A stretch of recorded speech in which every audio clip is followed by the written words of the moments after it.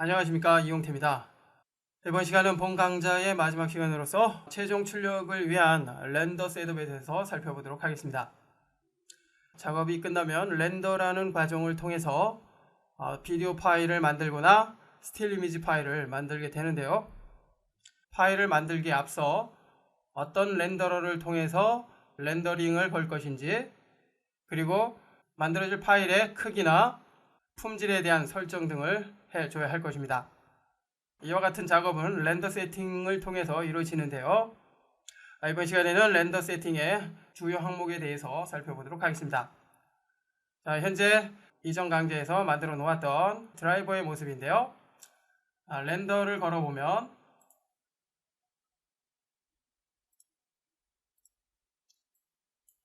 이처럼 바닥까지 만들어 놓은 작업이라는 것을 알 수가 있습니다. 강좌에선 바닥을 만들어 주진 않았지만 실제 작업에서는 이렇게 바닥까지 만들어 주는 것이 좋죠.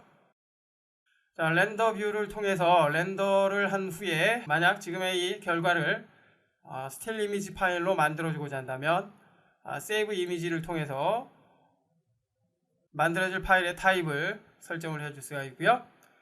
비디오 파일로 만들고자 한다면 AVI 파일이나 MOV 파일로 만들어주면 되겠고요. 그 밖에 일반적으로 사용이 되는 스틸 이미지 파일로 만들어주고자 한다면 JPG 혹은 비트맵 형태로 만들어주면 될 것입니다. 그리고 투명 채널인 알파 채널이 포함된 파일을 만들고자 한다면 PNG나 RLA 그리고 타가 TIFF 등의 파일로 만들어주면 됩니다. 그리고 파일 이름을 입력을 한 후에 파일이 저장될 경로, 위치 설정을 해줬다면 세이브 버튼을 클릭해서 저장을 해주면 됩니다. 이 부분은 여러분이 직접 살펴보시고요. 이제 렌더 세팅에 대해서 살펴보기 위해서 렌더 셋업 버튼을 클릭합니다. 렌더 셋업 창이 열렸고요. 여기에서 주요 항목에 대해서만 살펴보도록 하겠습니다. 먼저 커먼 탭, 타임아웃에서는 현재 작업을 하나의 프레임으로 만드는 싱글, 그리고 작업에 사용이 된 모든 프레임을 만들어주는 액티브 타임 세그먼트, 특정 프레임을 지정을 해서 만들어지는 레인지 등을 사용할 수 있고요. 그리고 특정 프레임을 입력을 해서 그 지정된 프레임만 만들어줄 수 있는 프레임을 이용을 할 수가 있습니다.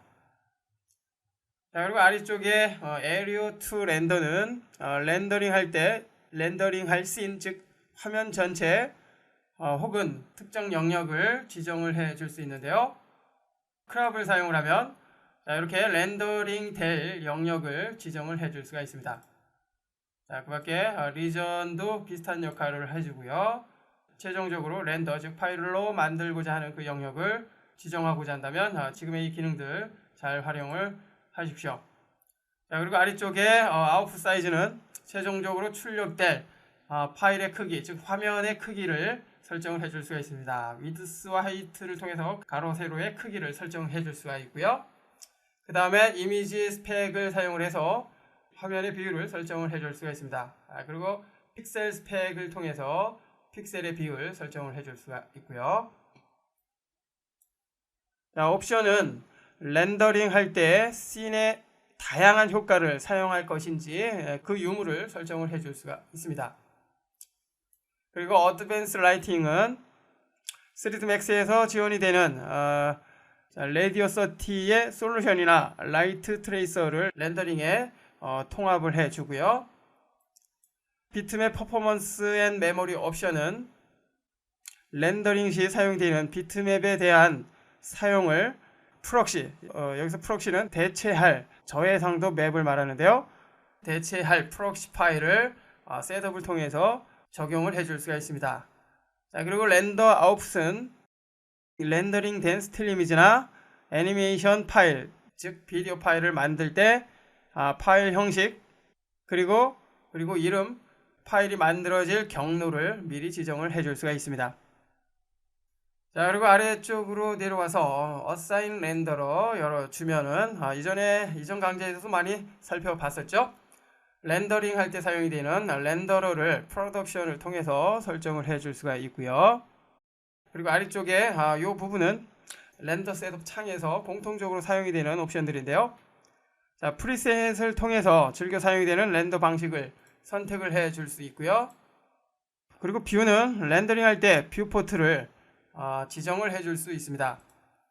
현재는 하나의 뷰를 사용하기 때문에 하나의 뷰만 사용이 되고요. 만약 포뷰를 사용한다면 포뷰에 대한 각 목록이 나타나겠죠. 자, 그리고 오른쪽에 렌더는 직접 렌더 셋업 창에서 렌더링 할 때 사용이 되는 그런 버튼입니다. 렌더 버튼 우측에는 화살표 모양의 메뉴가 있는데요. 이 기능은 렌더링 옵션을 선택을 해줄 수가 있는데요. 맨 아래쪽에 서브밋 툴 네트워크 렌더링은 현재의 씬, 즉 작업을 다른 컴퓨터를 통해서 렌더링 할 수 있게 해줍니다. 자, 커먼 탭에 대해서 살펴봤고요. 계속해서 이번에는 렌더러 탭에 대해서 살펴봅니다.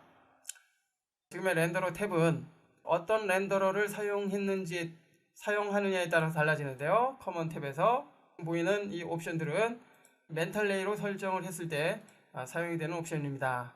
디폴트 렌더러인 스캔 라인으로 다시 바꿔서 확인해 보면 바뀐 것을 알 수가 있죠. 옵션들이 바뀐 것을 알 수가 있습니다.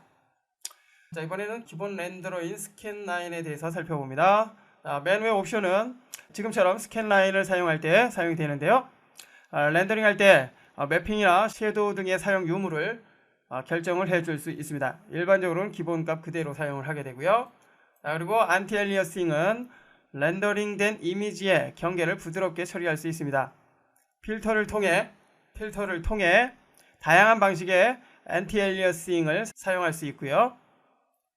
그리고 글로벌 슈퍼 샘플링은 매핑된 재질의 글로벌 슈퍼 샘플링에 대한 사용 유무를 결정을 해줄 수 있습니다. 슈퍼 샘플링은 빛에 의한 효과, 반사, 범프 등과 같은 미세한 부분을 표현하기 위해 사용이 되는 기술을 말합니다. 자, 그리고 오브젝트 모션 블러는 오브젝트가 움직이는 애니메이션을 만들었을 때 그 오브젝트의 움직임에 속도감을 주기 위한 모션 블러를 설정을 해 줍니다. 여기서 듀레이션 값이 클수록 모션 블러의 값이 더욱 강하게 적용이 되는데요. 즉 더욱 흐려진다는 것이죠. 일종의 카메라의 셔터 스피드 값과 유사하다고 생각을 하면 됩니다. 자, 그리고 아래쪽에 이미지 모션 블러가 있는데요. 이미지 모션 블러는 위쪽의 오브젝트 모션 블러와 비슷하지만 지금의 이미지 모션 블러는 렌더링이 끝난 후에 이미지에 대한 모션 블러를 적용을 할 때 사용이 됩니다. 자, 그리고 오토 리플렉션 리플렉트 맵은 반사율과 굴절에 대한 반복 계산을 설정을 할 때 사용이 됩니다. 자, 그리고 그 옆에 컬러 레인지 리미팅은 색상의 밝은 영역의 하이라이트나 색상에 대한 설정을 할 때 사용이 되고요. 그리고 맨 아래에 있는 메모리 매니지먼트는 메모리에 대한 관리 및 유지에 대한 설정을 할 수 있는데요. 컨서브 메모리를 체크를 하면 메모리 용량을 최소한으로 절약을 할 수가 있습니다. 렌더러에 대한 설정에 대해 살펴봤고요. 이번에는 렌더 엘리먼트에 대해 살펴봅니다. 자, 렌더 엘리먼트는 렌더링한 후에 개별 이미지 파일로 출력할 수 있는데요. 애프터 이펙트와 같은 별도의 프로그램에서 합성 및 특수 효과를 위해 알파 채널만 추출해서 파일을 만든다거나 헤어, 잉크, 그리고 매터리얼의 특정 아이디, 오브젝트 아이디, 리플렉션, 그리고 섀도우 등을 개별 파일로 만들 수 있습니다. 애드 버튼을 통해서 원하는 렌더 요소를 선택을 해서 적용을 하면 됩니다. 계속해서 레이 트레이서. 레이 트레이서는 빛에 의해 발생이 되는 효과에 대한 반사와 굴절, 그리고 안개, 색의 농도, 투명도 및 기타 특수 효과에 대한 세부 렌더링 설정을 할 수 있습니다. 그리고 마지막으로 어드밴스 라이팅은 라이트 트레이서와 레디오 30 두 가지 방식으로 렌더링 할 수 있는데요. 라이트 트레이서는 실내와 실외의 씬을 사실적으로 표현할 때 사용이 되며 그림자 가장자리를 부드럽게 처리를 해줍니다. 반대로 레디오 30는 빛의 효과를 정확하게 처리하는 것보다 물리적으로 처리를 할 때 효율적으로 사용이 됩니다. 지금 살펴본 렌더 셋업의 옵션을 통해서 여러분이 원하는 결과물과 최대한 일치되도록 설정을 한 후에 렌더링을 해야지만이 여러분이 원하는 결과물을 만들어 줄 수 있기 때문에 지금의 렌더 셋업에 지금 살펴본 항목만큼이라도 확실하게 이해를 해 주는 것이 좋겠고요. 그 밖에 설명하지 않은 옵션에 대해서는 해당 서적이나 헬프 매뉴얼을 통해서 확인해 보시기 바랍니다. 이것으로서 3ds Max 2014의 기초 사용법에 대해서 학습을 해 봤습니다. 강좌를 끝낼 땐 항상 아쉬움이 남는데요. 기회가 된다면 3ds Max 어드밴스 강좌를 통해서 다시 한번 여러분과 만났으면 하는 바람인데요. 그런 기회가 되길 저 또한 바라고요. 지금까지 학습한 내용을 잘 참고를 해서 3ds Max에 대한 이해를 할 수 있는 시간이 되셨으면 하는 바람이고요. 저는 보다 좋은 강좌를 통해서 다시 찾아뵙겠습니다. 수고하셨습니다.